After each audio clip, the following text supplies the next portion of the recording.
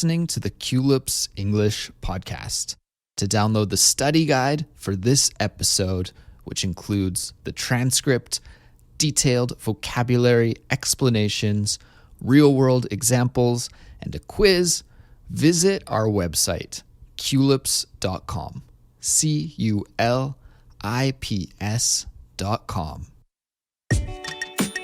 Hey everybody, my name is Andrew. And my name is Morag. And you're listening to Culips.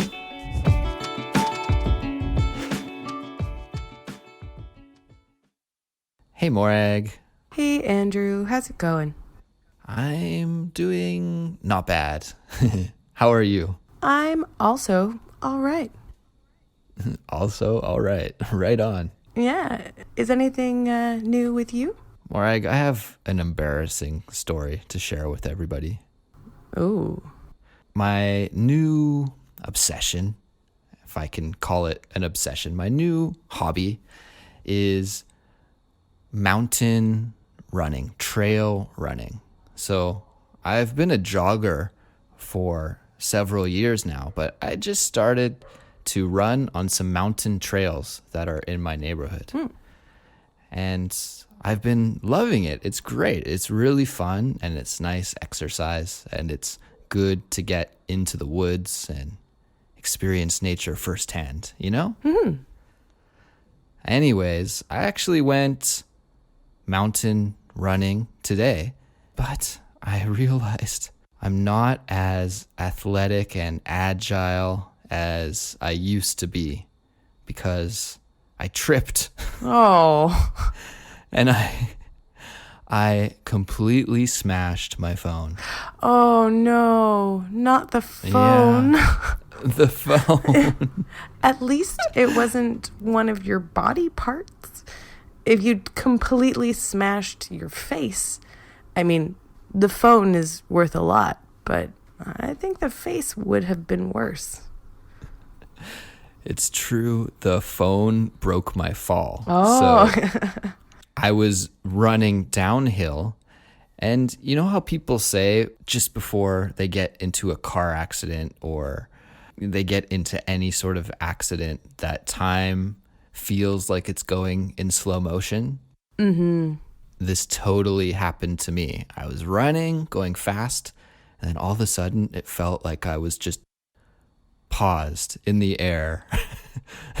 And the next thing I knew, I was on the ground and I kind of checked myself out to make sure that I was okay. And then I looked at my phone and realized, oh no, my phone took the brunt of the fall. But you're right. I have to be thankful that I didn't really injure myself. Mm-hmm.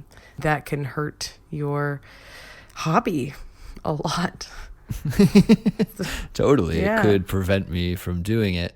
And now I'm questioning like, do I really want to keep doing this? I'm not sure, but Well, at least you had a bit of fun before you broke your phone.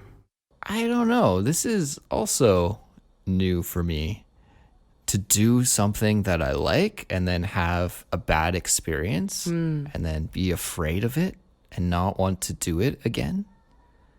This is, new. Have you ever experienced anything like this? I definitely have, especially in the being afraid of injuring yourself issue. I've experienced that before, or thinking that something is really fun, some physical activity, and then early on hurting yourself and then never going back to it. Right. Even though it doesn't necessarily make sense, you're not going to hurt yourself all the time. There's that fear that gets locked in your head as part of that activity. You know, that it's dangerous because you hurt yourself. I did that with some like aerobics classes. I was having a great time, but then I twisted my ankle and was like, no more aerobics. Never again. Yeah. Well, Morag, we're going to continue to talk about this topic of fear today in this Simplified Speech episode. Simplified Speech is the series where we let you guys listen in on completely natural English conversations, but we speak at a slightly slower pace than we do in our everyday lives. Now, guys, if you really want to take advantage of this episode, we recommend that you study along with our study guide, and you can get the study guide on our website, which is Culips.com. So pause the episode now, head on over to the website, get the study guide, and then continue listening to us. So Morag, do you think you really were just put off from going to aerobics again, or you just actually didn't want to go exercise? I know. That's how I would think. Yeah. No, I mean, it is a fear thing. Is you get this idea that it's dangerous or that the negative experience will happen again. You know? No, I know exactly. Actually, as you were telling me that story, I remembered a similar thing that happened to me. And that's when I was a high school student. I was really into skateboarding. But then one day when I was skateboarding, I fell off my skateboard and fell backwards and hit my head on a curb really hard. And I didn't have a helmet on because, you know, cool kids don't wear helmets, right? Oh. So I smoked my head quite hard and... Smoked it on the pavement? On the pavement, yeah. And I just didn't really skateboard again after that. I transitioned more to a bicycle after that because I was just like, it's not worth it to hurt myself like that. Skateboarding is dangerous. Actually, the real lesson there is not wearing a helmet is dangerous. These were simpler times. People didn't wear helmets back in the 90s. I don't know, man. There's some fun pictures of me as a small child riding a bike with a helmet on.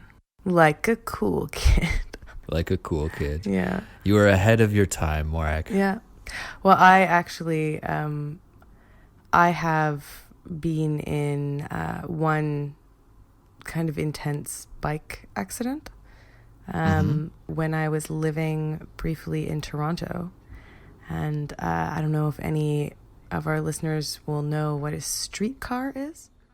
What is a streetcar? A streetcar is something that they have in some cities. They're in Toronto and San Francisco, for instance. Right, right.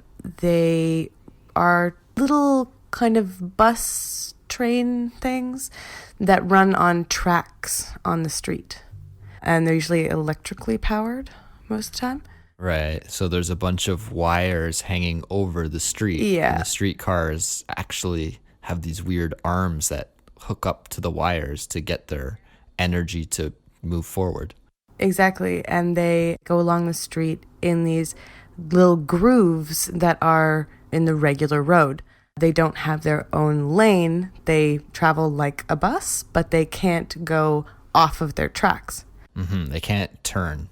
They can't turn unless their tracks turn. I'm already anticipating what you're going to say here, and I'm cringing already. Well, in Toronto, it is known as a bit of a rite of passage for bikers, that you get one of your tires stuck in the streetcar track and you get thrown off of your bike. Because the streetcar tracks are about exactly the width of a tire. This happened to me. Oh, no. And luckily, it was bad too, is I was completely thrown off my bicycle. And luckily, though, I went in the opposite direction from the oncoming traffic. Well, But I hit my head. I landed on my head. Luckily, I was wearing a helmet and it cracked you all the way cracked down. the helmet. Yeah, I Whoa. might have died Whoa. if I hadn't have been wearing a helmet. And I will never bike without a helmet now. Yeah, that's very good. It's too sketchy to ride without a helmet. I always ride with my helmet now as well, but that sucks that happened to you, Morag. Yep. So some fear, though, is warranted. Yeah. Fear can be good. It can tell us how to keep ourselves safe. Now, have you ever been in the situation where you were able to get over a fear? This is a fun story. Okay. Also in Toronto, Okay. but I was much younger. Okay. I visited Toronto with my father when I was about 12. Mm-hmm. And he and one of my uncles took me up the CN Tower. Okay. The CN Tower is the tallest skyscraper in Canada, actually, I think. Yeah, although it's not a building. It's more like the Eiffel Tower or something. It's a structure. It's not an office building or anything. Right. I should clarify there. It's not a skyscraper exactly. It's a tower. Yeah, it's just it's a strange tower. Yes. But they took me up the CN Tower, and at the time, I was really afraid of heights. Okay. And so I was a little on edge, but I, wanted to get over that fear and confront it. Mm-hmm. Now, the fun bit is that up the CN Tower, there is a section which is a glass floor. Ooh, I don't know if I would like that either. Yeah, a glass floor. Mm-hmm. And when you step onto it, you can just see straight down to the city. Whoa. I did not choose to step on it, though. My dad put me on it, which is a terrible decision. No one do that. But it worked. It worked? Yep. I had two choices. One option was to totally break down and totally freak out. And the other one was to get over it. Mm-hmm. And so I got over it. Still, bad parenting. Well, we have that expression in English, face your fear, to face your fear. And a lot of people recommend that if you're afraid of something, you should just face that fear. Look it in the eye and try to conquer it that way. And it sounds like that's what you were forced to do. Yeah. You face the fear and it either gets the best of you or you get over it.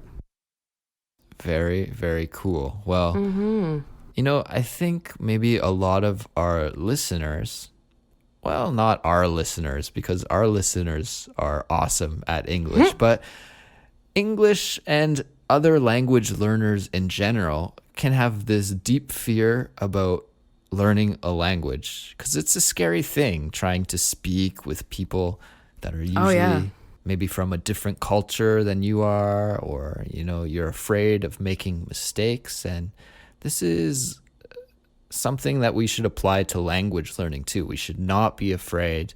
We should just go for it because we can get over that fear and we can actually do it. We can speak in English. Speaking with other people in a second or third or fourth or wherever you are, language is terrifying at first. It is scary. It's really scary, but it's definitely a fear that should be conquered. Everybody can do it. And I think, we're doing it right now, everyone. We're studying English or listening to English, this is a step in the right direction. But don't give up. If you feel nervous or a little afraid of English, just keep going because it will get better and better, easier and easier every day.